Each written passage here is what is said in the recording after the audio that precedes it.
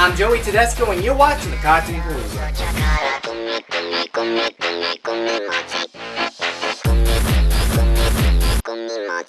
I do warn you going into this episode that it's best to have a snack or know when you had your last meal, because this review will contain a lot of food porn. Got that out of the way? Alright, let's talk about one of my favorite children's books growing up. It's a simple tale of a grandfather telling his grandchildren a cautionary tale where a town has rain, sleet, and snow replaced with all sorts of food. Mashed potatoes? Yes. Peas? Yes, that's also a food. Steak? Yes. Apples? Mm-hmm. Applesauce? Yes. Can it do a BLT? I'm pretty sure I said any kind of food. Chicken wings? Okay, well just think about what you're saying, and if it's a food, then yes it can. Bologna! Granted, they would rarely explain how the place would never stink or rot, but it's a kid's book that reveled in simple imagery for a strong message. When the townspeople found that the things would get out of hand, they leave the town of Chew and Swallow. As you'd imagine, a book called Cloudy with a Chance of Meatballs would have a lot of food puns.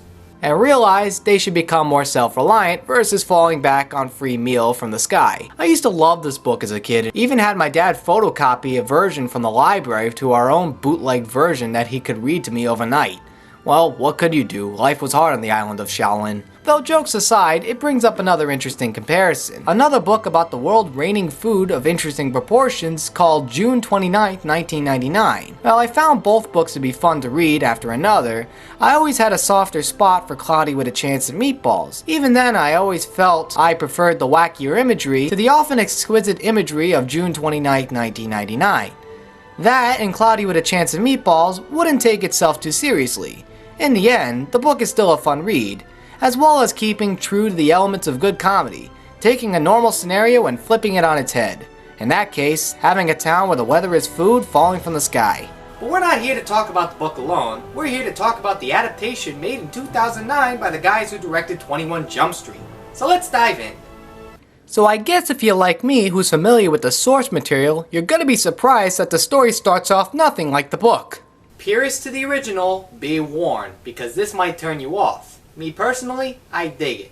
The story instead focuses on an inventor with big aspirations, faulty inventions, and the insane ability to overemphasize what he's doing in simple phrases and statements. Hair unbalder! Button on! Memory activate! Snowball! Spoon! Heck, he even gives himself his own theme song. The guy is officially as quirky as Kronk from The Emperor's New Groove. So in his brightest move yet, he built a machine that would turn water into food. That accidentally gets thrown into the sky, and there you have it.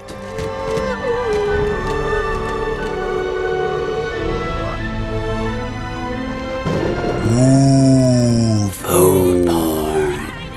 Well, it's definitely more elaborate than how it was told in the book, but it's just as silly. Water from the clouds goes through the device, and food falls from the sky. Granted, at this point, this is where things start to follow the story closer. Flint is able to control what food falls via satellite dish, and the town is renamed Chew and Swallow.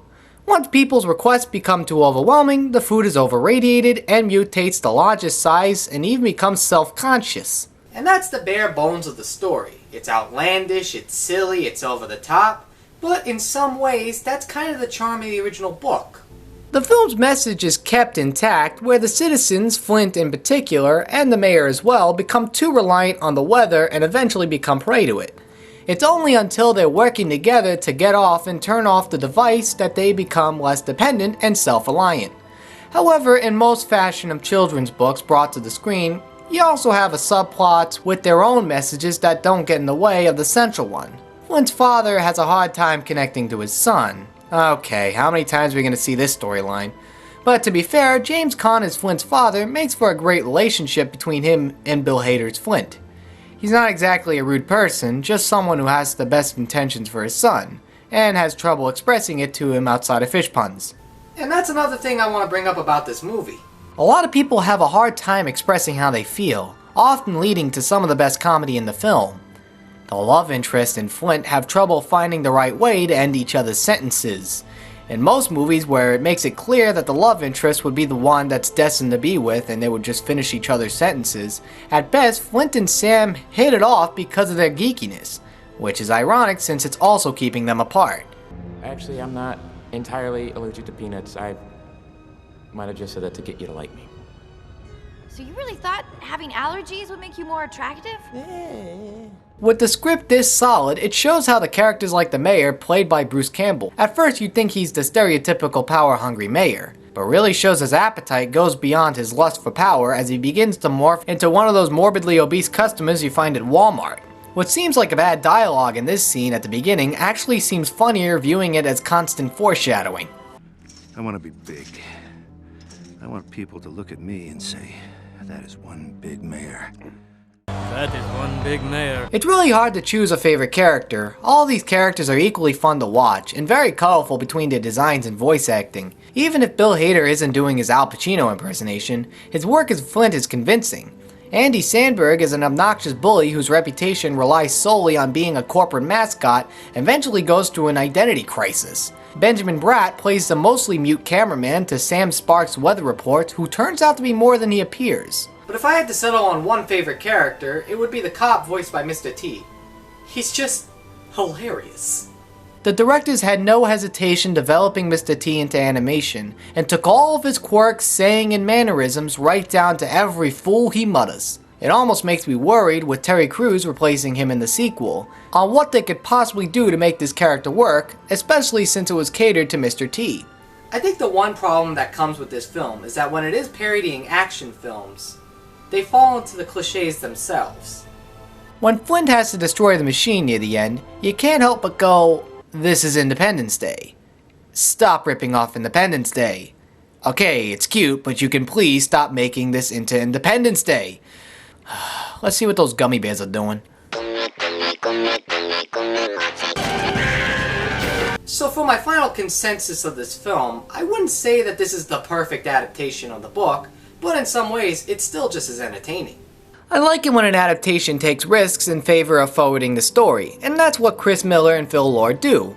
It only makes me worried with them not working on the sequel, and the vibe of the trailer is giving off a sense that it won't be following Pickles to Pittsburgh in any way. Which is to say, at least the first movie exists to keep me entertained, if it doesn't fall through as I expect. Cloudy with a Chance of Meatballs is definitely worth it with a cherry on top. Bringing me to my question of the day, what is your favorite cartoon adaptation? Comment and let me know. Now I'm Joey Tedesco, and thanks for watching this episode.